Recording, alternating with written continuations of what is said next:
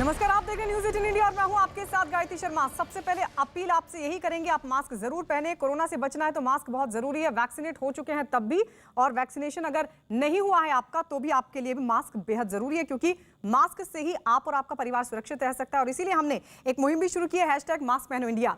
और एक बार फिर से यही अपील, मास्क जरूर पहने। और आइए अब शुरुआत करेंगे इस वक्त की बड़ी खबर के साथ। जम्मू धमाकों से जुड़े बड़ी खबर ये, जांच में जुटी एजेंसियों का अनुमान यह कि हो सकता है कि ड्रोन के जरिए हमले में एयरफोर्स स्टेशन में खड़े हेलीकॉप्टर्स को निशाना बनाने की साजिश रची गई हो, लेकिन यह साजिश नाकाम हो गई।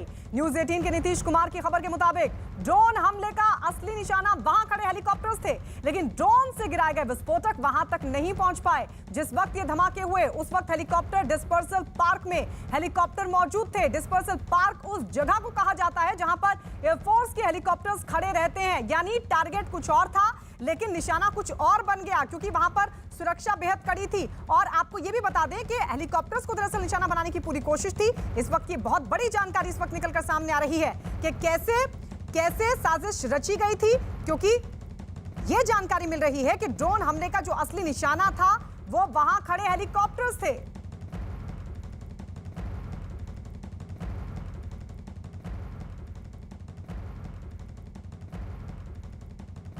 और इस वक्त हमारे साथ हमारे 3 सहयोगी जुड़ चुके हैं। नीतीश हमारे साथ जुड़ चुके हैं, इसके अलावा संदीप बोल भी हमारे साथ दिल्ली से मौजूद है, जम्मू से समीर भट्ट हमारे साथ हैं। लेकिन नीतीश, सबसे पहले मैं आपके पास आना चाहूंगी क्योंकि यह खबर आपकी है, हेलीकॉप्टर्स निशाना थे। क्या लेटेस्ट जानकारी इस मामले में? देखिए, जो इन्वेस्टिगेशन में लगी हैं, जो जांच एजेंसियां हैं, उनका ये असेसमेंट है कि जिस वक्त ये ब्लास्ट हुआ उस वक्त हेलीकॉप्टर डिस्पर्सल पार्क कहते हैं, जहां पर हेलीकॉप्टर को पार्क किया जाता है और वहां से फिर हेलीकॉप्टर उड़ान भरते हैं।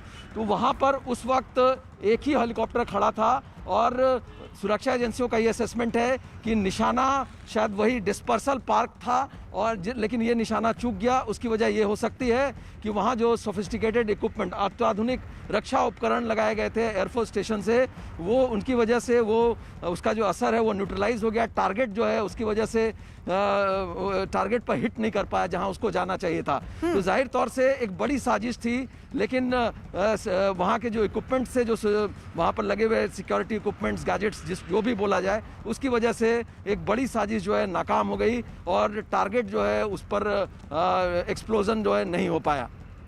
नीतीश, कितनी बड़ी साजिश थी, इसके लिए मैं लौट रही हूं आपके पास। संदीप भी हमारे साथ है। संदीप, ये पूरी साजिश कितनी बड़ी थी, क्या समझ में आ पा रहा है अभी तक की जांच के बाद जो तमाम जानकारी निकलकर सामने आ रही है? देखिए, पठानकोट में जब अटैक हुआ था उसके बाद से ही भारतीय वायुसेना ने अपने सारे एयर बेसेस की सुरक्षा जो है चाक चौबंद कर दी थी। साथ ही हर दीवार पर यह तक चिपका दिया था कि जो भी ट्रेसपास करेगा उसको देखते गोली मार दी जाएगी। साथ ही जितने भी ऐसे पैरामीटर्स हैं, जितने भी ऐसे वॉल्स हैं पूरे एयरफोर्स स्टेशन के आसपास के, वहां पे जो है पूरी तरीके से सिस्टम दुरुस्त किए गए थे। चूंकि किसी को ये अंदाजा भी नहीं था कि ड्रोन के जरिए इस तरीके का अटैक भी जो है आतंकी प्लान कर सकते हैं। हालांकि उससे निपटने के लिए भी पूरे इंतजामात है, क्योंकि एक पूरे एयरबेस की सिक्योरिटी के लिए सिर्फ मैनुअली नहीं, उसको जो है इलेक्ट्रॉनिकली जो है पूरी तरीके से उसका सर्विलांस होता है, पूरी तरीके से जो निगरानी रखी जाती है कि कोई ऐसा अनअटेंडेड ऑब्जेक्ट जो है उस तरफ ना आए। क्योंकि अगर एयरबेस है तो जाहिर सी बात है कि उसके निशाने पे दुश्मन देश के फाइटर भी होते हैं, तो ऐसे में जो रडार्स की प्लेसमेंट होती है वो उसी हिसाब से होती है। लेकिन ये जो ड्रोन है, ये ड्रोन साइज में बहुत छोटे हैं और रडार जिस रेंज से जो है जो अनआइडेंटिफाइड ऑब्जेक्ट्स को कैच करता है, ये उसकी रेंज से नीचे फ्लाई कर रहा था। यानी कि जो भी इसको उड़ा रहा था, जो भी इस ड्रोन को ऑपरेट कर रहा था, उसको पता था कि इतनी हाइट पे उड़ाएंगे तो हम रडार पे नहीं आएंगे। और चूंकि रडार पे एक पर्टिकुलर बड़ा जो ऑब्जेक्ट होता है वही जो है पकड़ में आता है, तो ऐसे में ये ऑब्जेक्ट बहुत छोटा था रडार के हिसाब से, तो हो सकता है शायद इस वजह से भी जो है रडार में ये नहीं आया हो। तो तैयारी पूरी है, पूरी तरीके से सुरक्षा इंतजाम किए गए हैं एयरफोर्स स्टेशन के। लेकिन ये इस तरीके की घटना हुई है, अब इसी को लेकर अब जांच भी होगी कि आखिर किस वजह से इस तरीके की घटना हो गई है, क्या चूक थी सुरक्षा इंतजामातों में, और क्या किस तरीके से आगे इन सुरक्षा इंतजामातों को और बढ़ाना है, उसको लेकर भी जो जल्दी जो कोई फैसला भी लिया जाएगा। यानी हेलीकॉप्टर्स निशाना था। समीर, मैं आपके पास आ रही हूं। अभी तक की जांच में जांच एजेंसियों के हाथ क्या लगा, क्योंकि बहुत बड़ी जानकारी नीतीश की तरफ से दी गई है। हेलीकॉप्टर्स निशाना थे लेकिन विस्फोटक वहां तक पहुंच नहीं पाए। जी बिल्कुल, आपने सही कहा। जो हमारे कुलीग कह रहे थे वो बिल्कुल सही था कि निशाना जो था वो हेलीकॉप्टर ही था। जो वहाँ पे हेलीकॉप्टर है इंडियन एयरफोर्स का, उसको निशाना बनाने की कोशिश थी, लेकिन ड्रोन जो है अपना निशाना चूक गया और एक बिल्डिंग पे एक एक्सप्लोसिव मटेरियल गिरा पाया और दूसरा ओपन फील्ड में। तो जाहिर तौर पर जो एक निशाना था, एक पर ज़बरदस्त क्षति पहुँचाने की कोशिश की गई थी पाकिस्तान की तरफ से, लेकिन उसमें वो थोड़ा बहुत चूक गए और ये एक बड़ा हादसा होने से टल गया। लेकिन फिलहाल जो सबसे बड़ा सवाल है, जो हम बार बार कह रहे हैं कि सुबह से, कि आखिर ये आतंकवादी किस तरह से ये ड्रोन हमला हुआ है, किस तरह से ये ड्रोन से हमला हुआ है, कहाँ से ये लोग आए थे, क्या ये लोकल उसमें मिलिटेंट्स का हाथ है? क्योंकि जो क्वेश्चनिंग जो हो रही है, जो लोगों से अभी सवाल किए जा रहे हैं, इन्वेस्टिगेशन जो चल रही है बाहर, जो आज सुबह पकड़े गए थे नरवाल में, वो उसी एंगल से किए जा रहे हैं कि क्या कुछ हुआ है। और जो अंदर एनआईए की टीम कर रही है या बाकी लोग, ये बताइए गिरफ्तारी हुई है क्या इस मामले में अभी? देखिए, मैंने आपको कहा कि जो डायरेक्टली इस जो ये एनआईए जो इंडियन एयरफोर्स का जो अटैक है उस पर कोई एक गिरफ्तारी नहीं हुई, लेकिन एक गिरफ्तारी जो मैंने सुबह से कहा कि 2 आतंकवादी जो थे वो नरवाल में, उनको डीजीपी ने भी उस पर मोहर लगाई कि 2 आतंकवादी उसमें पकड़े गए हैं। और कुछ जो हमें जिसकी ऑफिशियली अभी कंफर्मेशन नहीं है कि 1-2 सस्पेक्ट्स इस कनेक्शन में भी गिरफ्तार किए गए हैं जिनसे क्वेश्चनिंग की जा रही है, लेकिन उसकी ऑफिशियल अभी कंफर्मेशन आना बाकी है। क्वेश्चनिंग की जा रही है, लेकिन सबसे बड़ी बात है जो अंदर अभी एनआईए की टीम है, जो फॉरेंसिक टीम है, सेना की अपनी गुप्तचर एजेंसीज की टीम है, जो बहुत सारी टीम इस वक्त काम कर रही है अंदर।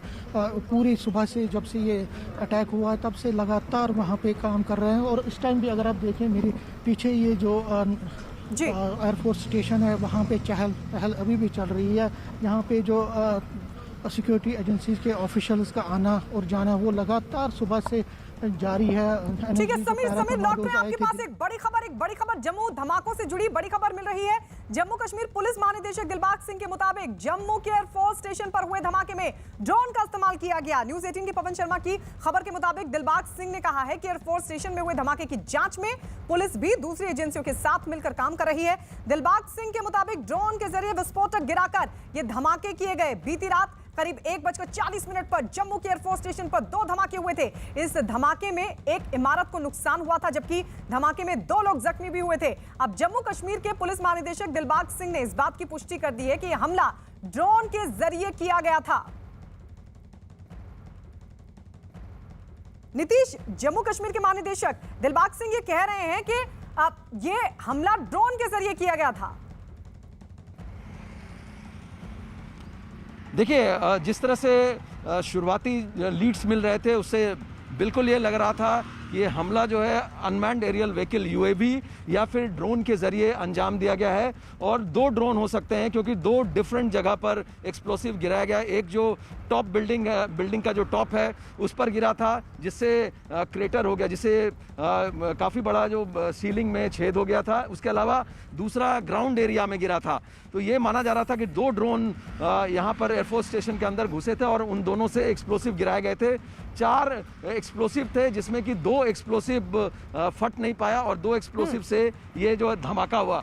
तो जाहिर तौर से अब दिलबाग सिंह ने, जो जम्मू कश्मीर पुलिस के महानिदेशक हैं, उन्होंने ये पुष्टि कर दी है कि हमला ड्रोन के जरिए ही हुआ था।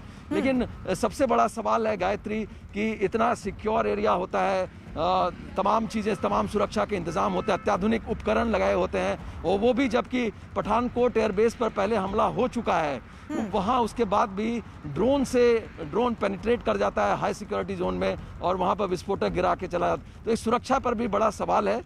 इसका भी एसएस में सिक्योरिटी ऑडिट जो है होगा ही, सरकार की तरफ से किया जाएगा। तो ये एक बेहद सीरियस मैटर है और एजेंसियाँ इसकी जाँच में जुटी हुई हैं। बिल्कुल, धमाके में ड्रोन का इस्तेमाल हो रहा है, बहुत सीरियस, बहुत गंभीर ये मसला है। समीर, पुलिस भी जांच एजेंसियों के साथ मिलकर काम कर रही है। पुलिस से और क्या जानकारी मिल पाई है?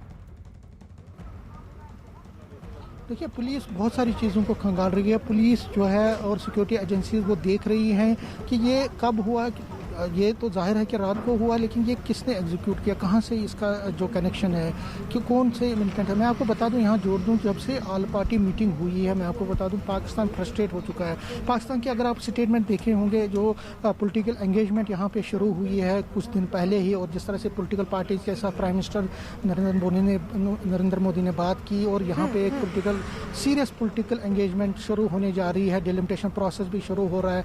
उसके बाद से लगातार पाकिस्तान ने कुछ ऐसे स्टेटमेंट दिए, पाकिस्तान के जो फॉरेन मिनिस्टर है उन्होंने कहा, और बहुत सारे स्टेटमेंट वहाँ से आए कि ये बिल्कुल तमाशा है और ये चलने वाला नहीं है। तो पाकिस्तान रुकने का नाम नहीं है, वो हमेशा अपनी जो उसकी नेफेरियस डिज़ाइन हैं, जो उसकी कायराना करतूत हैं, वो तो जारी रखेगा। और उसी की एक कड़ी ये है, पाकिस्तान बोल रहा है कि सीज़ फायर वायलेशन हम नहीं कर रहे हैं, या सीज़ फायर एग्रीमेंट हमने पूरा किया हुआ है लाइन ऑफ कंट्रोल और आईबी पर, लेकिन ऐसा कुछ नहीं है।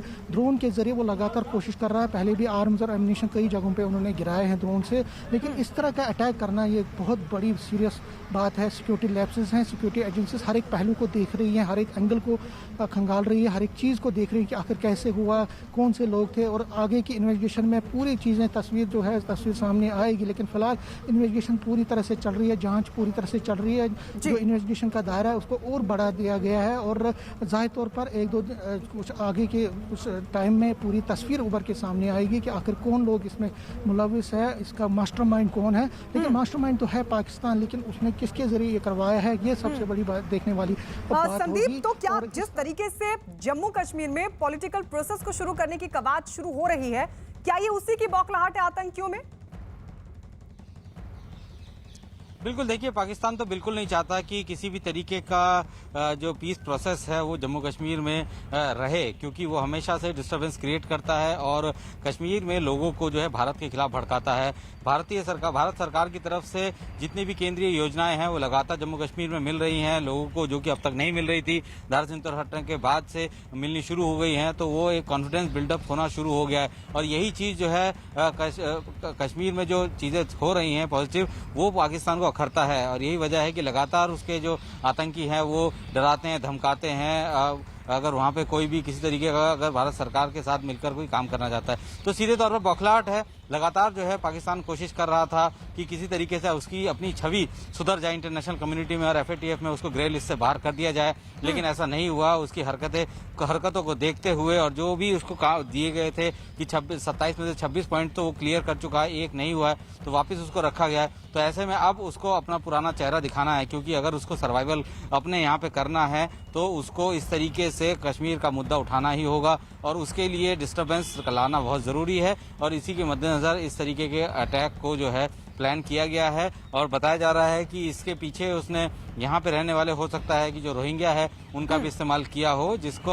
हाँ संदीप, इसी से जुड़ी एक बड़ी जानकारी इस वक्त निकलकर सामने आ रही है। जम्मू के एयरफोर्स स्टेशन पर हुए धमाके से जुड़ी बड़ी खबर यह है कि संदीप जिस तरह से जानकारी दे रहे हैं कि सुरक्षा एजेंसियां धमाके के रोहिंग्या कनेक्शन की भी जांच पड़ताल कर रही हैं, और सूत्र ये बता रहे हैं कि जम्मू के इस इलाके में कई रोहिंग्या रहते हैं। यही वजह है कि जांच एजेंसियों ने धमाके में रोहिंग्या कनेक्शन की भी जांच शुरू कर दी है। तो ये बड़ी जानकारी इस वक्त निकलकर सामने आ रही है, क्योंकि रोहिंग्या कनेक्शन की भी जांच शुरू कर दी गई है। संदीप, ये बहुत बड़ी जानकारी आपकी तरफ से दी गई कि जांच अब रोहिंग्या कनेक्शन की भी हो रही है, तो किस तरीके से इस पूरी प्लानिंग को एग्जीक्यूट किया गया होगा? देखिए, अभी सुरक्षा एजेंसियां हर उस एंगल को तलाश रही हैं जिसका संबंध इस बम धमाके से हो सकता है, चाहे वो लोकल OGW हो, ओवरग्राउंड वर्कर हो, उनके ऊपर भी जो है अभी वो ट्रेस किया जा रहा है कि क्या इसके पीछे उनका हाथ है। साथ ही जम्मू के इलाके में पिछले कुछ सालों में रोहिंग्या बस्तियां काफी बसी हैं, और बताया जा रहा है कि इस एयरपोर्ट के पास भी कुछ ऐसी बस्तियां हैं, बहुत ज्यादा दूर नहीं है। तो ऐसे में सुरक्षा एजेंसियां किसी भी तरीके की कोई चूक नहीं करना चाहती है। हर जगह जो भी उनको लग रहा है कि ये जो है सस्पेक्ट हो सकते हैं, इनका इस्तेमाल पाकिस्तान की तरफ से किया जा सकता है, ऐसे में रोहिंग्या वाला जो एंगल है उसको भी जो खंगाल रही है। तो इसके अलावा बहुत से और भी ऐसे पक्ष हैं जिसको कि लगता है कि सुरक्षा एजेंसियों को कि इसका संबंध इस धमाके से हो सकता है, उसको भी खंगाला जा रहा है। लेकिन रोहिंग्या वाला जो मैटर है, रोहिंग्या वाला जो सब्जेक्ट है, वो इसलिए भी ज्यादा इंपॉर्टेंट हो जाता है क्योंकि पाकिस्तान हमेशा से ही रोहिंग्या को जो है सपोर्ट करता आया है और वो हमेशा ये चाहता है कि किसी भी एक ऐसी एजेंसी या किसी भी ऐसे संगठन या कुछ ऐसे ग्रुप जो लोग हैं उनका इस्तेमाल किया जा सके ताकि इंटरनेशनल कम्युनिटी में ये बताया जा सके कि जो भी कुछ जम्मू कश्मीर में हो रहा है वो वहीं का लोकल मसला है, कश्मीर में पाकिस्तान की कोई भी ऐसी गतिविधियां नहीं जारी है। समीर, मैं आपके पास आ रही हूँ क्योंकि आप जम्मू में ही मौजूद है जहां पर ये धमाके हुए। जरा ये बताइए कि रोहिंग्या क्योंकि उस इलाके में रहते हैं, क्या इस वजह से रोहिंग्या कनेक्शन की जांच पड़ताल की जा रही है या फिर इसके पीछे का कारण कुछ और भी है? कुछ ऐसे सबूत हाथ लगे हैं? देखिए, बिल्कुल रोहिंग्याज का कनेक्शन हो सकता है। देखिए, रोहिंग्याज यहाँ पे बहुत नज़दीक में रहते हैं, नरवाल एरिया में रहते हैं। नरवाल में उनकी ज़्यादा बस्तियाँ हैं। इस एरिया जो जहाँ पे आज आतंकवादी पकड़ा गया है, बिल्कुल उसी जगह पे वो उनकी बस्तियाँ हैं, बहुत सारी छोटी छोटी बस्तियाँ हैं। तो वहाँ रोहिंग्याज की एक खासी तादाद में लोग रहते हैं और आज वहाँ पे जो है दो जो सुबह राउंड अप कर दिए गए हैं। एक लश्कर का आतंकवादी है, 5 केजी जो उनसे बरामद किया गया है। तो पहले भी हमने देखा पिछले कई सालों से रोहिंग्याज का कहीं ना कहीं डायरेक्टली या इनडायरेक्टली इन्वॉल्वमेंट रहा है इस चीज़ से। उनको इस्तेमाल किया जा रहा है, उनके जज्बात को इस्तेमाल किया जा रहा है और क्योंकि वो एक पर्टिकुलर कम्युनिटी से हैं तो उनको उसी बिना पे रिलीजियस बेसिस पे भी इस्तेमाल किया जाता है। और उसी के बेसिस पे आपने देखा कि रोहिंग्याज के खिलाफ यहाँ एक्शन भी लिया गया और कई लोग जो हैं तकरीबन 150 के ज़्यादा जो रोहिंग्याज हैं इस वक्त वो कठुआ में जो डिटेंशन सेंटर है वहाँ पे उनको रखा गया है। रोहिंग्याज का यहाँ पे पड़ताल भी क्या की जा रही है, लेकिन पुलिस खुद मानती है कि कई लोग उनके जो है वो एंटी नेशनल एक्टिविटीज़ में शामिल हुए हैं और पहले भी उसके सबूत मिले हैं। तो हो सकता है उस एंगल से भी देखा जा सकता है कि क्या वो कनेक्शन है, क्योंकि ये रूल्ड आउट नहीं किया जा सकता। उनकी जो यहाँ पे हमने देखा है, हम जम्मू में इस चीज़ को कवर भी कर रहे हैं कि लगातार उनका कनेक्शन रहा है मिलिटेंट के साथ, जो एंटी सोशल और एंटी नेशनल एक्टिविटी के साथ भी उनका कनेक्शन रहा है। तो इस एक्टिविटी में जो ये बहुत बड़ा समीर लौट रहे हैं आपके पास। जम्मू में एयरफोर्स स्टेशन के भीतर हुए 2 धमाकों को जांच एजेंसियों ने बेहद गंभीरता के साथ लिया है।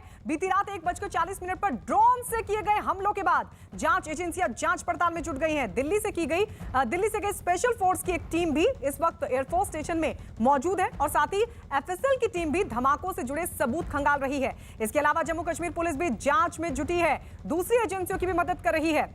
तो लगातार इस पूरे मामले की जांच हो रही है और जो जानकारी मिल रही है उसके मुताबिक जांच एजेंसियां इस पूरे मामले को बेहद गंभीरता के साथ ले रही हैं। और इस मसले पर रक्षा विशेषज्ञ एसपी सिन्हा क्या कह रहे हैं, जरा वो सुन लेते हैं। जो ये 2 बॉम्ब फूटे, एक के फूटने से जो रूफ था वो थोड़ा सा उसमें थोड़ा सा डैमेज हुआ है और 2 जो एयरफोर्स के पर्सनल थे वो घायल हुए हैं। इक्विपमेंट की कोई क्षति नहीं पहुंची है। तो ये तो रहा कि क्या हुआ और किसने किया और क्या इफेक्ट हुआ ग्राउंड पे। अब आते हैं महत्वपूर्ण बिंदुओं पे। पहली चीज़ ये है कि आज की तारीख में हमारे पास एंटी ड्रोन टेक्नोलॉजी और ऐसा सिस्टम फुली इफेक्टिव नहीं है। दुश्मन का ड्रोन हमारे एयर स्पेस में आता है, हमको आइडेंटिफाई करे, लोकेट करे, डिस्ट्रॉय करे, ये हमारी होनी चाहिए। तो कहीं नहीं कहीं सिस्टम में वॉइड है जिसको एड्रेस करने की जरूरत है।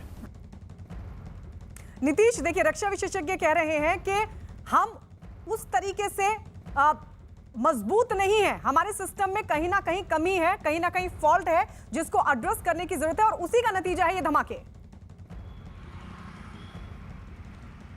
देखिए, बिल्कुल अभी एंटी ड्रोन सिस्टम डेवलपमेंट के स्टेज पर है, डीआरडीओ उसमें लगा हुआ है और अभी प्रोक्योर भी नहीं किया गया है। जो कंट्रीज़ डिफेंस के मामले में, टेक्नोलॉजी के मामले में बहुत ज़्यादा आगे हैं, जैसे रशिया, अमेरिका और इन सब, उनसे प्रोक्योर भी एंटी ड्रोन सिस्टम नहीं किया गया है। और जहाँ तक ड्रोन की बात है, गायत्री आपको मैं बताऊं कि कितना घातक ड्रोन हो सकता है, का हमला हो सकता है, वो आप आर्मेनिया और अजरबैजान के बीच में जो युद्ध हुआ था जिसमें अजरबैजान ने इजरायली ड्रोन के ज़रिए आर्मीनिया को पराजित कर दिया था, उसमें इजरायली ड्रोनों की महत्वपूर्ण भूमिका थी। तो ये खतरा काफ़ी दिन से बना हुआ था। जिस तरह से जम्मू के आसपास के इलाकों में इंटरनेशनल बॉर्डर से लगातार ड्रोन के जरिए रेकी की जा रही थी, वेपन्स ड्रॉप किए जा रहे थे, इसके अलावा जो नारकोटिक्स है वो ड्रॉप किए जा रहे थे। तो खतरा तो था, लेकिन सुरक्षा एजेंसियां भी लगातार इस बारे में, पाकिस्तान के मिसएडवेंचर के बारे में सचेत कर रही थी। लेकिन किस तरह से ये हुआ, आप गायत्री आप देखें कि अब जो जम्मू कश्मीर एक साधारण स्टेट है, यूनियन टेरिटरी ऑफ इंडिया, वो इंडिया, अगर जम्मू कश्मीर में कुछ होता है तो वो भारत की संप्रभुता पर हमला है, भारत पर हमला है, क्योंकि ये यूनियन टेरिटरी है। और इस लिहाज से ये एक बहुत गंभीर बात है और इसका माकूल जवाब जो इसके लिए जिम्मेदार हैं उनको तो मिलना ही चाहिए। हाँ बिल्कुल, लौटेंगे नीतीश आपके पास। इस बीच एक और जानकारी निकलकर सामने आ रही है, दिल्ली से स्पेशल फोर्स की टीम भी जम्मू के एयरफोर्स स्टेशन पर पहुंच चुकी है और साथ ही एयरफोर्स स्टेशन की सुरक्षा को और कड़ा कर दिया गया है। इस पूरे मामले की जांच एनआईए भी कर रही है और इसके अलावा दूसरी सुरक्षा एजेंसियां भी जांच पड़ताल में जुटी हैं। धमाकों की जगह से सबूत जुटाने के लिए एफएसएल की टीम भी धमाके की जगह पहुंची और सबूत जुटाने की कोशिश की जा रही है। तो ये दो तस्वीरें हम आपको दिखा रहे हैं किस तरीके से जांच पड़ताल आगे बढ़ रही है। जम्मू एयरफोर्स स्टेशन पर यह धमाका, 2 पर्सनल जख्मी हुए हैं। हालांकि जानकारी ये मिल रही है कि ड्रोन के जरिए इस पूरे हमले को अंजाम दिया गया। पुलिस महानिदेशक दिलबाग सिंह की तरफ से भी इस जानकारी दी गई है और अब दिल्ली से भी एक टीम पहुंची है स्पेशल फोर्स की जो जांच पड़ताल कर रही है। इसके अलावा एनआईए भी इस पूरे मामले की जांच कर रही है। संदीप हमारे सहयोगी लगातार बने हुए। संदीप, मैं आपके पास आ रही हूँ, जरा ये बताइए क्या इससे पहले भी ड्रोन के जरिए इस तरह की जो साजिशें हैं वो अंजाम दी जाती रही या फिर ये पहला मसला है? क्योंकि हमने देखा कि ड्रोन के जरिए हथियारों को किस तरीके से पहुंचाया जा रहा था, वो मामले तो लगातार सामने आ रहे थे। गायत्री, देश में तो ये पहला मामला है जो कि ड्रोन के जरिए किसी ऐसे इंस्टॉलेशन को अटैक करने की कोशिश की गई थी। लेकिन इससे पहले जो है आईएसएस जो है ये इस तरीके की घटना को ड्रोन के जरिए अंजाम देता रहा है। वो तो ड्रोन में 2 हैंड ग्रेनेड जो है बांध के भी और अपने जो टारगेट है उस पर छोड़ देता था। तो ऐसे में ये वहां बाहर तो होता रहा है, लेकिन ये पहली बार देश में इस तरह की घटना सामने आएगी जब ड्रोन का इस्तेमाल किया गया है। इससे पहले किस तरीके से AK-47 को अलग अलग टुकड़ों में करके जो है अलग अलग तरीके से पंजाब के बॉर्डर से भेजा गया, नारकोटिक्स उससे भेजी जाती रही है। यहाँ तक कि सेना ने तो जो नॉर्थ कश्मीर का जो पूरा इलाका है वहां पे भी उनको पता था कि इस तरीके की साजिश कर सकते हैं, हथियार ड्रॉप किए जा सकते हैं, तो उन्होंने बाकायदा इसके लिए एक मैकेनिज्म भी तैयार किया था। तो ये पहली बार हुआ है कि इस तरीके से ड्रोन का हमला किसी मिलिट्री इंस्टॉलेशन के ऊपर किया गया है। अब कोशिश यही की जाएगी कि हालांकि पूरी तैयारी भारतीय वायुसेना की भारतीय सेना की पूरी तरीके से है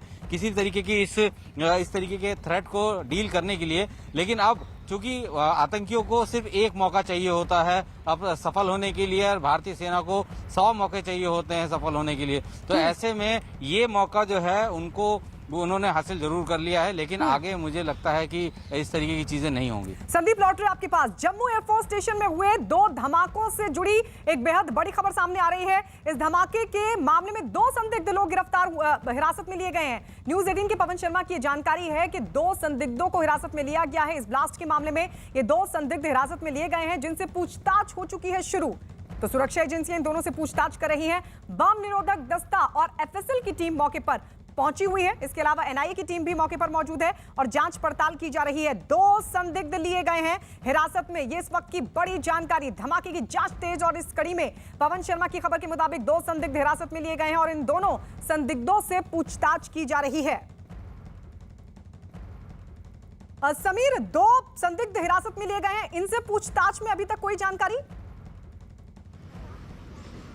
देखिए, बिल्कुल लिए गए हैं, उनको इन्वेस्टिगेशन के लिए लिया गया है, राउंड अप कर दिया गया है। उनसे पूछताछ चल रही है, बहुत सारी एंगल से उनसे पूछताछ चल रही है। देखा जा रहा है कि किस तरह से क्या ये जो पकड़े गए हैं उनका कनेक्शन क्या है, क्या वो डायरेक्टली या इनडायरेक्टली इसमें इन्वॉल्व हुआ है। इसके साथ साथ जो नरवाल में पकड़ा गया आतंकवादी लश्कर तोयबा का जो डीजीपी ने भी कंफर्म किया है, जिससे हथियार भी मिले हैं, आईडी 5 kg राउंड अप जो 5 kg आईडी भी मिला है, उनसे पूछताछ की जा रही है। तो कुल मिला के बहुत सारी चीज़ों पे इस वक्त माथापच्ची चल रही है, क्वेश्चनिंग की जा रही है। जिस तरह मैंने कहा कि थोड़े टाइम के बाद ही पता चल जाएगा कि आखिर इसमें किसकी इन्वॉल्वमेंट है, कौन इसमें किया। लेकिन एक चीज़ जो हम कह रहे हैं कि पाकिस्तानी ये कायराना काम किया है और पाकिस्तान ने कोशिश की है दिखाने की कि सब कुछ ठीक नहीं है जम्मू कश्मीर में। आप चाहे पॉलिटिकल एंगेजमेंट शुरू करो, ऑल पार्टी मीटिंग करो, आपको हम ये कह रहे हैं कि हम इंटरनेशनल बॉर्डर पे या लाइन ऑफ कंट्रोल पे कोई फायरिंग नहीं कर रहे हैं, सीज फायर का एग्रीमेंट भी है, लेकिन हम रुकने वाले नहीं हैं। हम अपनी जो कार्रवाई है, अपनी जो मिलिटेंट टेरर कार्रवाई है उसको हम कभी भी बंद नहीं करेंगे। तो वो उसका काम है, वो कर रहा है, पिछले 32 सालों से वो इसी पे लगा हुआ है। तो फिर एक बार उसने दिखाने की कोशिश की है, लेकिन हमारे लिए एक चिंता का विषय है कि ऐसा कोई भी पहली बार ये हुआ है कि ड्रोन से इस तरह का हमला हुआ है। समीर लौट रहे आपके पास एक बड़ी जानकारी है कि जम्मू एयरफोर्स स्टेशन पर विस्फोटक गिराने के लिए ड्रोन को निक्की तवी इलाके की तरफ से भेजा गया होगा, इस तरह का अनुमान लगाया जा रहा है। न्यूज़ 18 के पवन शर्मा की खबर के मुताबिक निक्की तवी इलाका पाकिस्तान की सीमा से सिर्फ 15 किलोमीटर दूर है और आशंका यह है कि ड्रोन भेजने के लिए भी इसी रास्ते का इस्तेमाल किया गया होगा। पहले घुसपैठ के लिए निक्की तवी रूट का ही इस्तेमाल किया जाता था।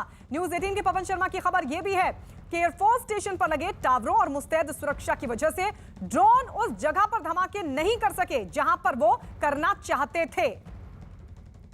नीतीश, यानी कि टारगेट कुछ और था, सुरक्षा कड़ी थी, इसलिए धमाके वहां नहीं हो पाए जहां पर करने की प्लानिंग थी। देखिए, ये असेसमेंट है जो जांच में जो एजेंसियां शामिल हैं उनका ये असेसमेंट है कि जो एक्सप्लोसिव जहां पर इंटेंडेड टारगेट था वहां पर ना गिर के कहीं और गिर गया, और इंटेंडेड टारगेट वहां से जो असेसमेंट है सुरक्षा एजेंसियों का, जो एजेंसियां जांच में जुटी हैं, वहां पर एक हेलीकॉप्टर डिस्पर्सल पार्क था और उस वक्त जिस समय ये धमाका हुआ वहां पर उससे कुछ दूरी पर एक हेलीकॉप्टर खड़ा हुआ था। और हेलीकॉप्टर डिस्पर्सल पार्क जो है उस जगह को कहते हैं जहां से हेलीकॉप्टर उड़ान भरता है, और वहां पर अलग अलग डिस्टेंस पर, मतलब नज़दीक में हेलीकॉप्टर्स नहीं पार्क किए जाते हैं ताकि जो विंग रहता है हेलीकॉप्टर का उससे दूसरे हेलीकॉप्टर, उसके रफ्तार से दूसरे हेलीकॉप्टर को नुकसान ना पहुंचे। तो इंटेंडेड टारगेट अभी असेसमेंट के मुताबिक था हेलीकॉप्टर डिस्पर्सल पार्क जहां पर हेलीकॉप्टर खड़ा हुआ था वो था, लेकिन वहाँ जो अत्याधुनिक गैजेट्स या अत्याधुनिक सिक्योरिटी अपरेटस लगे हुए थे उसकी वजह से टारगेट जो है वो चूक गया और असली टारगेट पर जाकर धमाका नहीं हो पाया। नीतीश, लौट रहे हैं आपके पास एक बड़ी जानकारी एक और निकलकर सामने आ रही है। कठुआ से ये बड़ी खबर इस पूरे मामले से जुड़ी। कठुआ के लखनपुर इलाके में 2 संदिग्ध हथियारबंद लोग देखे गए और इसी इलाके की रहने वाली एक महिला ने ये जानकारी पुलिस को दी, जिसके बाद सुरक्षा बल ने पूरे इलाके में सर्च ऑपरेशन शुरू किया। इसके अलावा ड्रोन को लेकर भी पूरे इलाके को खंगाला गया, पूरे इलाके की नाकाबंदी कर दी गई और हर आने जाने वाले की जांच की गई। आपको बता दें कि कठुआ पाकिस्तान सीमा से सटा हुआ इलाका है। और आइए 2 तस्वीरें आपको दिखाते हैं। दरअसल 2 संदिग्ध जो हथियारबंद थे उनके बारे में जानकारी एक महिला की तरफ से दी गई है। बताया जा रहा है कि लखनपुर इलाके में ये 2 संदिग्ध हथियारबंद देखे गए और इसी इलाके में एक महिला रहती है जिसकी तरफ से पुलिस को बताया गया, इन दोनों के बारे में जानकारी दी गई और उसके बाद पुलिस ने पूरे इलाके में सर्च ऑपरेशन शुरू किया। सुरक्षा बल की तरफ से सर्च ऑपरेशन चलाया गया और ड्रोन को लेकर भी पूरे इलाके को खंगाला गया। सुबह यहाँ पे 2 आदमी आए थे, तो एक्चुअली ये जो घर है ये अकेला घर है। यहाँ पे उन्होंने वर्दी वगैरह डाली हुई थी और वेपन वगैरह लिए हुए थे, तो टिफ़िन वगैरह भी लिए हुए थे। तो वैसे ये उसके बाद इन्होंने हमें इन्फॉर्म किया, तो हम आ गए यहाँ पे। हमने देखा वहाँ पे यहाँ आगे पीछे सभी तो दिखाई नहीं दिए। संदीप, अब देखिए ये जानकारी मिल रही है कि 2 संदिग्ध हथियारबंद देखे गए और वहीं की रहने वाली महिला ने इस बात की पुलिस को जानकारी भी दी। इलाके में अब सर्च ऑपरेशन भी शुरू किया गया। अभी तक की जो जानकारी निकलकर सामने आ रही है, क्या समझ में आ पा रहा है, क्योंकि ये पहला धमाका वो भी ड्रोन के जरिए।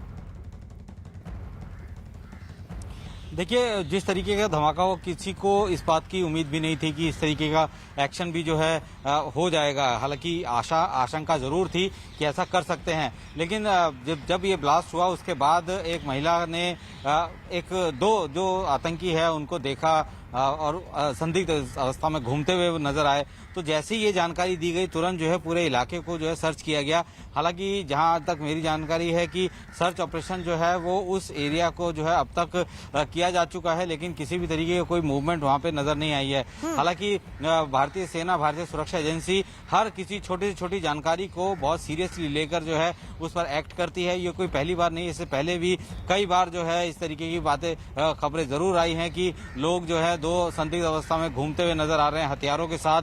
तो ऐसे में साथ के साथ जो प्रॉम्प्टली एक्शन दिखाते हुए पूरे इलाके को सर्च किया जाता है ताकि कोई आतंकी गतिविधियों को अंजाम ना दे सके। अगर वो बात सच है तो जाहिर सी बात है कि जरा सी भी इंफॉर्मेशन मिली तो उसी हिसाब से एक्ट किया गया।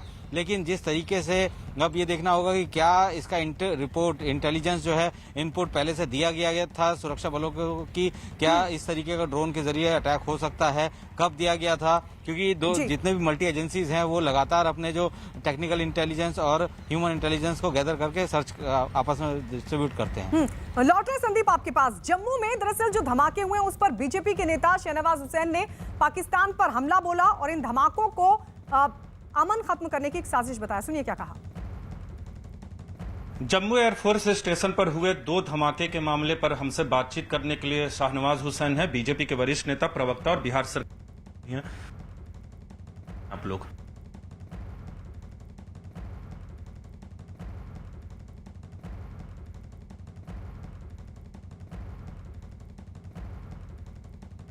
तो आपको बता दें एयरफोर्स स्टेशन में जो धमाके हुए हैं करीब रात 2 बजे ये धमाके हुए। पहला धमाका इमारत की छत पर हुआ 1:40 पर, उसके बाद दूसरा धमाका इमारत के पास हुआ है। और इस पूरे मामले में अब जांच एजेंसियां जांच पड़ताल कर रही हैं। 2 लोग इसमें जख्मी हुए।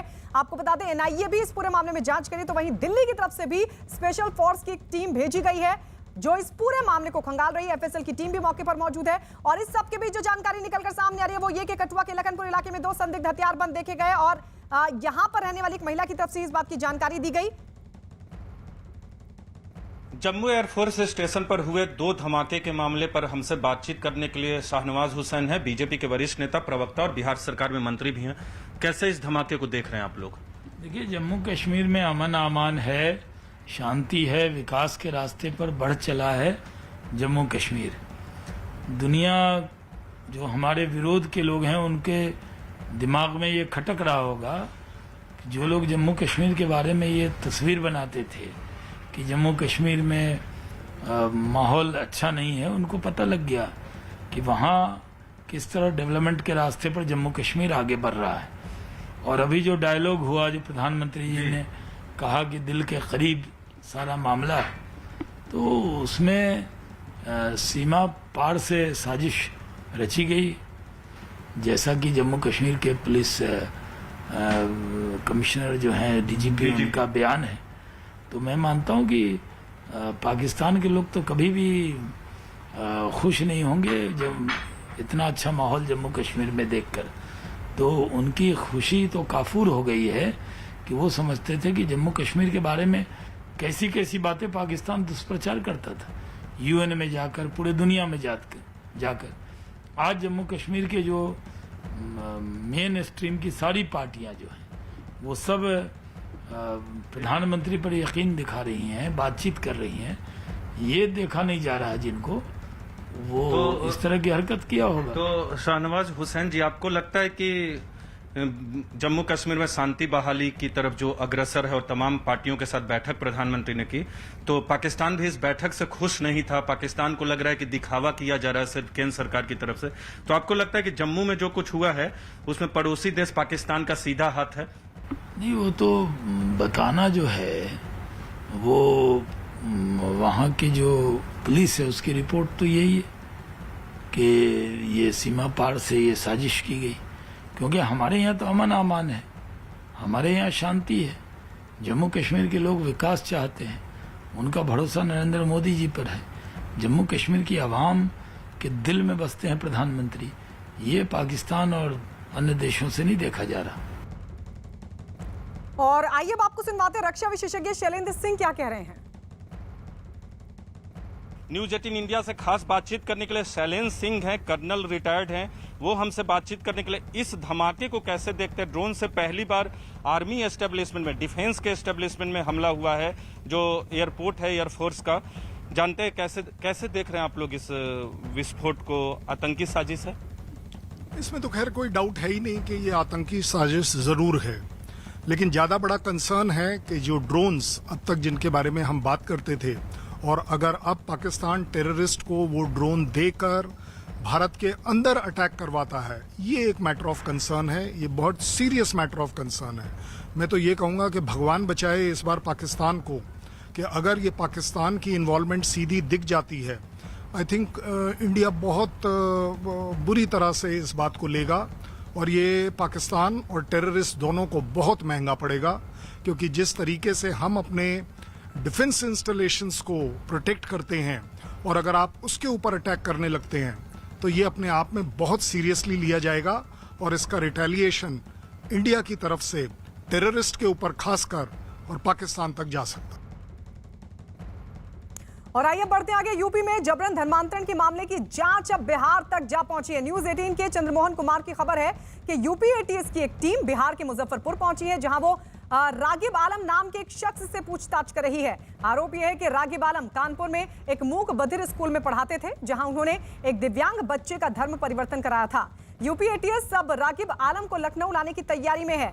एटीएस ने रागिब आलम का लैपटॉप और मोबाइल फोन भी अपने कब्जे में लेकर छानबीन शुरू कर दी है। तो यूपी एटीएस अब रागिब आलम को लखनऊ लाने की तैयारी कर रही है। आपको बता दें अब ये बिहार तक इस पूरे मामले की जांच जा पहुंची है। यूपी एटीएस की एक टीम बिहार के मुजफ्फरपुर पहुंची है और बताया यह जा रहा है कि रागिब आलम नाम के शख्स से पूछताछ की जा रही है। इस पर आरोप यह है कि कानपुर में एक मूक बधिर स्कूल में ये पढ़ाते थे। उन्होंने एक दिव्यांग बच्चे का धर्म परिवर्तन कराया था। चंद्रमोहन इस वक्त हमारे सहयोगी हमारे साथ फोन लाइन पर जुड़ गए हैं। चंद्रमोहन, इस पूरे मामले में अब जो जांच है बिहार तक जा पहुंची है, क्या नई जानकारी? बिल्कुल, देखिए यूपी एटीएस मुजफ्फरपुर में पहुंची हुई है और उसके बाद वहां के रहने वाले हथौड़ी इलाके के रागिब आलम हैं, उनसे लगातार पूछताछ की जा रही है और साथ ही उनके मोबाइल और उनके लैपटॉप को जब्त किया गया है और उससे डेटा निकालने की कोशिश की जा रही है। साफ तौर पर इनके ऊपर आरोप है कि जब ये कानपुर के एक ज्योति मुख बधिर स्कूल में टीचर थे, उस समय इन्होंने एक लड़के का धर्मांतरण कराया था और साथ ही ये भी माना जा रहा है कि आगे कई ऐसे तार हैं जो इनसे जुड़ सकते हैं। ऐसे में यूपी एटीएस अब इनको यूपी ले जाने की तैयारी में है और अभी इनसे हथौड़ी इलाके में रखकर पूछताछ की जा रही है कि ये कब वहां पर टीचर थे और फिर उन्होंने क्या इस छात्र के अलावा किसी और का भी धर्म परिवर्तन कराया था, इसकी भी जानकारी जुटाई जा रही है। लेकिन रागिब आलम ने खुद कुछ बोला है पूछताछ में, चंद्रमोहन? बिल्कुल, देखिए जब वो कानपुर के स्कूल में पढ़ाते थे उस समय का उन्होंने रिकॉर्ड बताया है कि वो कब वहां पर टीचर थे और उसके बाद वहां पर किस तरह की शिक्षा इन्होंने वहां पर छात्रों को दिया है और साथ ही यह भी खंगालने की कोशिश की जा रही है कि क्या कोई और ऐसे छात्र हैं जिनका धर्म परिवर्तन कराया गया है। तो यूपी एटीएस की जो टीम है वो लगातार इनसे पूछताछ कर रही है और माना जा रहा है कि इनसे कई अहम खुलासे हो सकते हैं। ऐसे में जो इनके पास से लैपटॉप बरामद हुआ है और साथ ही जो इनका मोबाइल फोन नंबर है उसमें भी कई ऐसे क्लू हैं जो मिल सकता है जो यूपी एटीएस के हाथ में है और लगातार उससे भी कुछ जानकारी जुटाने की कोशिश की जा रही है और माना जा रहा है कि अब इनको यूपी एटीएस यहाँ मुजफ्फरपुर कोर्ट में पेश करेगी और उसके बाद फिर यूपी लेकर जाएगी। यानी लखनऊ लाने की तैयारी में है यूपी एटीएस। अब रागिब आलम के अलावा भी कुछ और लोग हो सकते हैं, इस बारे में कुछ पता चल पा रहा है चंद्रमोहन? अभी फिलहाल एक ही जानकारी मिल पाई है कि जब ये यूपी में रहकर वहां पर कानपुर में ज्योति मुख बधिर स्कूल में पढ़ाई करते थे, उस समय का जो रिकॉर्ड मिला है उसके आधार पर इनके पास यूपी एटीएस पहुंची है और माना जा रहा है कि इनके फोन से और इनके लैपटॉप से कई अहम सुराग मिल सकते हैं। ऐसे में उसको यूपी एटीएस जांच भी कर लिया है, उससे डेटा खंगालने की कोशिश कर रही है और साथ ही यह भी जानकारी जुटाई जाने की कोशिश कर रही है कि आखिर जो मुजफ्फरपुर में जहां पर ये रहते हैं कहीं आसपास में वैसा कोई इन्होंने धर्म परिवर्तन तो नहीं कराया है। इसकी भी जानकारी यूपी एटीएस जुटा रही है और माना जा रहा है कि जल्द ही इनसे पूछताछ के बाद यह सामने भी आ जाएगा कि इससे पहले इन्होंने अब तक कितने लोगों का धर्मांतरण कराया है। शुक्रिया चंद्रमोहन इस तमाम जानकारी के लिए। और इस बीच बता दें कि जबरन धर्मांतरण मामले में यूपी से बड़ी खबर इस वक्त की न्यूज 18 के अजीत सिंह की खबर है कि यूपी में औसतन हर महीने अवैध धर्म परिवर्तन के 7 मामले दर्ज होते हैं। 27 नवंबर 2020 को अवैध धर्मांतरण मामले में अध्यादेश लागू हुआ था और तब से अब तक 50 मामले दर्ज हो चुके हैं। इनमें 22 मामलों में पुलिस चार्जशीट दाखिल कर चुकी है, जबकि 25 मामलों की जांच चल रही है। बताया गया कि अवैध धर्म परिवर्तन के सबसे ज्यादा मामले इस बीच यूपी में मेरठ से सामने आए, जहां 12 केस दर्ज किए गए। बरेली से 10 जबकि गोरखपुर में भी 7 मामले दर्ज किए गए। अजीत हमारे सहयोगी जुड़ गए हैं ज्यादा जानकारी के साथ। अजीत, क्या जानकारी मिल पा रही है? हाँ देखिए, बिल्कुल गायत्री, जैसे जैसे सरकार की शक्ति बढ़ती जा रही है वैसे वैसे जो धर्म परिवर्तन कराने वाले लोग हैं उनके रैकेट का खुलासा भी होता जा रहा है। अब तक उत्तर प्रदेश में गैर कानूनी धर्म परिवर्तन अध्यादेश लागू होने के बावजूद 50 से अधिक मुकदमे दर्ज हुए और औसतन हर महीने 7 से 8 मामले दर्ज हो रहे हैं। सबसे ज्यादा मामले मेरठ में है, इसके अलावा बरेली जोन में है, दर्ज हुए हैं। तो अब लगातार सरकार की तरफ से मॉनिटरिंग की जाए और सीएम ने खुद बैठक करके इसके लिए बाकायदा सेल बनाया है।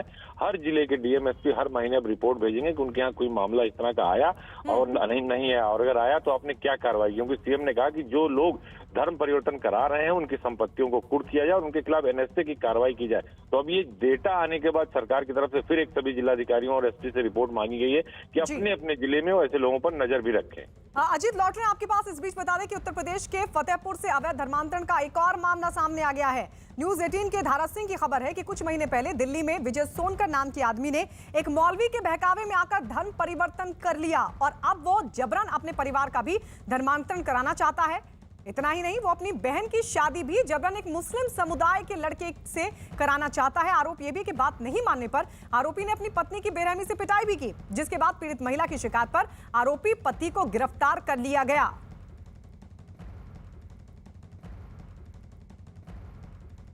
जब आए थे 6 महीना पहले आए थे, तो कितनी आग आए थे, 1 महीना जब आए तो हो गए, 13 दिन मुसलमान में नहीं बन गए। शादी कब हुई थी? शादी के 4 साल हो गए। फतेहपुर के पूर्वमई गांव से अवैध धर्मांतरण का एक बड़ा मामला सामने आया है। एक पत्नी थाने पहुंचती है और पुलिस से शिकायत दर्ज कराती है कि उसका पति उस पर धर्मांतरण का दबाव बना रहा है, यहाँ तक कि परिवार वालों को भी इस्लाम धर्म अपनाने के लिए मजबूर कर रहा है। महिला की शिकायत के बाद पुलिस हरकत में आती है और आरोपी पति को गिरफ्तार कर मामले की पूछताछ करती है। पुलिस के तफ्तीश के दौरान यह बेहद चौंकाने वाला मामला सामने आया है कि वह आरोपी युवक 1 महीना पहले दिल्ली गया था और वहां एक मौलाना के बहकावे में आकर इस्लाम धर्म कबूल कर लिया था। जिसके बाद युवक जब घर आया तो अपने माता पिता व पत्नी पर इस्लाम धर्म को ताकतवर बताते हुए उन्हें धर्म अपनाने के लिए मजबूर करता रहा। जब परिवार के लोग व उसकी पत्नी इसका विरोध करते हैं तो उसको बेरहमी से मारा पीटा जाता था। महिला के शिकायत पर पुलिस ने आरोपी पति के खिलाफ मुकदमा दर्ज कर लिया है और उसे जेल भेज दिया है। अजीत हमारे साथ फोन पर लगातार बने हुए हैं। मतलब अलग अलग जगहों से, यूपी के अलग अलग इलाकों से इस तरह के मामले रोज अब सामने आ रहे हैं, रोज जानकारी मिल रही है। अजीत, यूपी एटीएस की जांच अभी तक कहां पहुंची?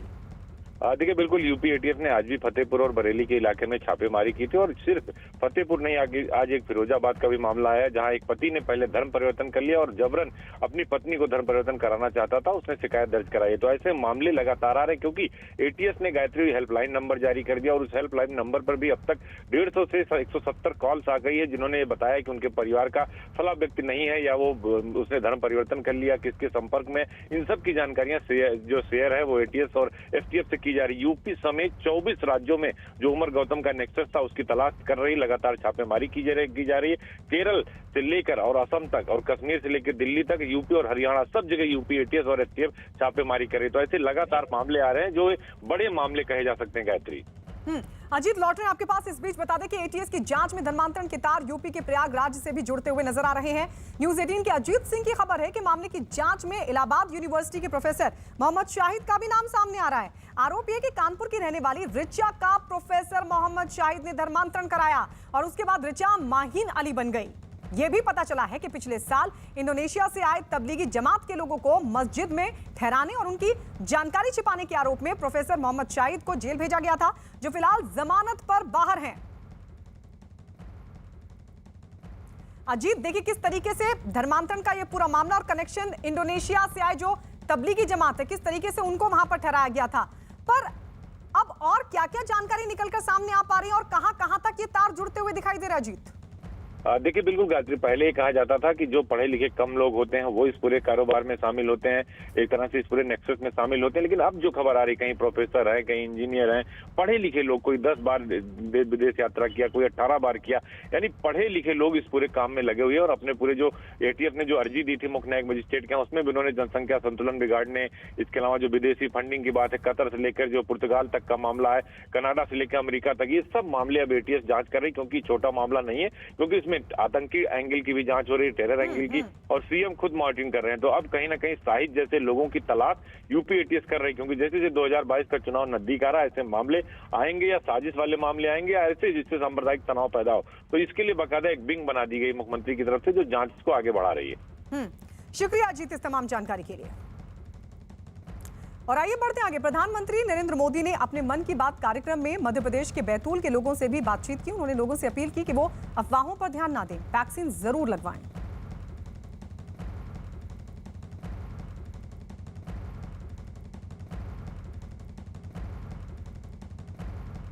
चलिए हम भी आज एक गांव में चलते हैं और उन्हीं लोगों से बात करते हैं वैक्सीन के बारे में। मध्य प्रदेश के बैतूल जिले के डुलारिया गांव चलते हैं। हेलो, नमस्कार। नमस्ते जी। मेरा नाम राजेश हिरावे, ग्राम पंचायत डुलारिया, भीमपुर ब्लॉक। राजेश जी, मैंने फोन इसलिए किया कि मैं जानना चाहता था कि अभी आपके गांव में अब कोरोना की क्या स्थिति है। सर, यहाँ पे कोरोना की स्थिति तो अभी ऐसा कुछ नहीं है यहाँ। अभी लोग बीमार नहीं है जी। गांव की जनसंख्या कितनी है, कितने लोग हैं गांव में? गांव में 462 पुरुष है और 332 महिलाएं।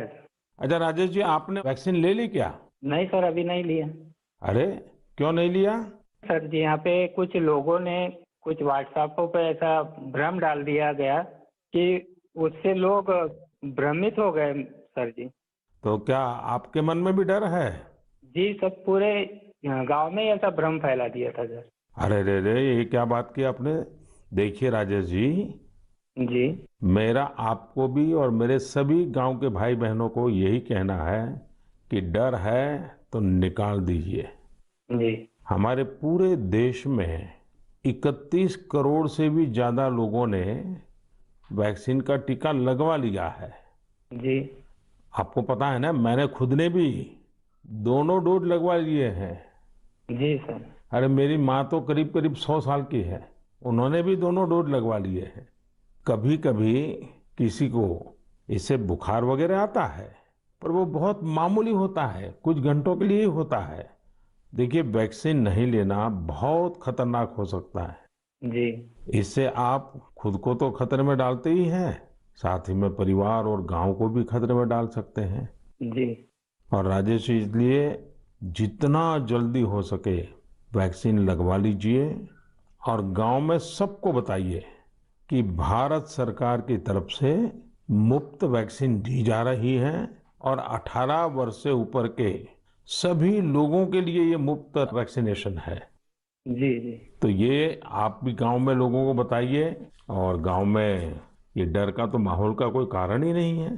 कारण यही सर, कुछ लोगों ने ऐसी गलत अफवाह फैला दी जिससे लोग बहुत ही भयभीत हो गए। उसका उदाहरण देते, जैसा उस वैक्सीन को लगाने से बुखार आना, बुखार से और बीमारी फैल जाना, मतलब आदमी की मौत हो जाना, यहाँ तक के वो अफवाह फैला।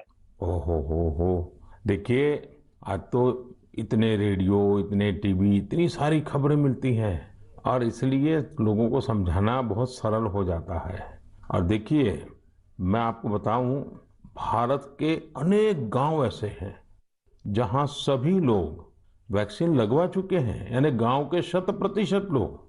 जैसे मैं आपको एक उदाहरण देता हूं जी। कश्मीर में बांदीपुरा जिला है। इस बांदीपुरा जिले में एक व्यवन गांव के लोगों ने मिलकर 100% वैक्सीन का लक्ष्य बनाया और उसे पूरा भी कर दिया। आज कश्मीर के इस गांव के 18 साल से ऊपर के सभी लोग टीका लगवा चुके हैं। नागालैंड के भी 3 गांवों के बारे में मुझे पता चला कि वहां भी सभी लोगों ने 100% टीका लगवा लिया है। जी जी। राजेश जी, आपको भी अपने गांव, अपने आसपास के गांव में ये बात पहुंचानी चाहिए। और आप भी जैसे कहते हैं, भ्रम है, बस ये भ्रम ही है। जी जी। तो भ्रम का जवाब यही है कि आपको खुद को टीका लिखा करके समझाना पड़ेगा सबको। करेंगे ना आप? जी सर। पक्का करेंगे? जी सर, जी सर। आपसे बात करने से मुझे ऐसा लगा कि मैं खुद भी टीका लगाऊंगा और लोगों को इसके बारे में आगे बढ़ाऊंगा।